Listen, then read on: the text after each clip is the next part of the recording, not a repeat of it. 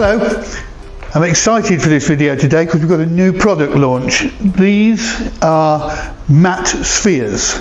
They're actually very similar to crystal clears in terms of their properties and their size and everything else, but as you can see they are opaque and they have this sort of nice matte sort of silky finish to them, and they are really nice to work with. 7 colours. We have pastel pink, matte sphere pastel pink, we have pastel blue, we have eucalyptus, we have peach, we have cream, we have lemon, and we have silver. And as you can see by the small latex balloons, 5-inch latex that we put underneath them, they work really well with the Sempertex colours as well. This is pastel matte yellow, that's fashion pink, fashion peach, fashion eucalyptus, fashion pastel dusk blue, and fashion pastel dusk cream, and the match is really good. So lots and lots of possibilities for your decor work. They can be filled with air or with helium, and they will, as I say, behave almost exactly the same as the crystal clears do, to the point that we really don't need to publish any further information about them. If you go to the Amscan Decorator Hub at amscan.co.uk and just click on the big button, you will find within there a chart and a table that gives you the flight times and the lift abilities of the crystal clears and the spheres to all different sizes, and that will help you calculate the volume and the cost of the helium as well. But as I say, they can be filled with air. If they're filled with air, they last almost indefinitely. They don't go down really at all. If they fill with helium, they do have a limited flight time, but it is quite considerable. So just visit the charts to find out. You can inflate them anything between 18 inches as a minimum to get any reasonable flight time, and also so that they make the right shape, to 22 inches, and these are at 22 inches, so you can see just how big they will get.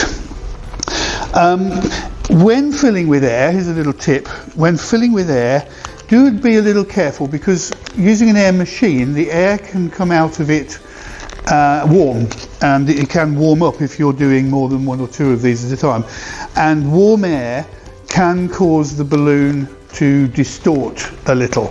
So you really want to make sure that you're inflating with cool air, or you are directing the air right at the top of the balloon here and not to either side, because if it goes to either side it'll warm this side up more than that and you'll get a bulge.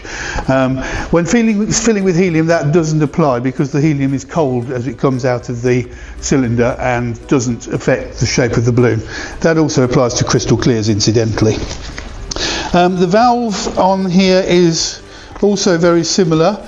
Can cause a few little confusions when you're trying to inflate it as to just how you get in. So here's a simple method of working it out. If you look at the valve, the white piece that sticks out of the end, you'll see that this side here is shiny. I don't know whether you can see that on camera, but the white part here is shiny, has a gloss to it. If you turn it over, it's matte.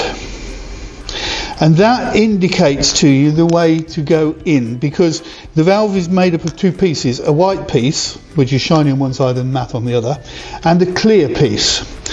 And the clear piece is on this side here against the matte side of the white piece, if you get what I'm saying. So basically turn your balloon so that the matte side of the valve is uppermost, and then you should very easily be able to insert your regulator straight into the balloon with no problem and inflate.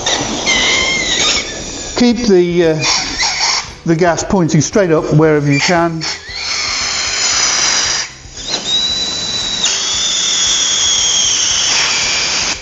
Sorry, push it all the way through the valve to minimise the noise, and then tie it off. So inflate it to whatever size you like, beyond 18 inches and below 22. And in this case, with the matte silver, I'm going to put reflex silver underneath it. And there you have them, matte spheres, the next best thing.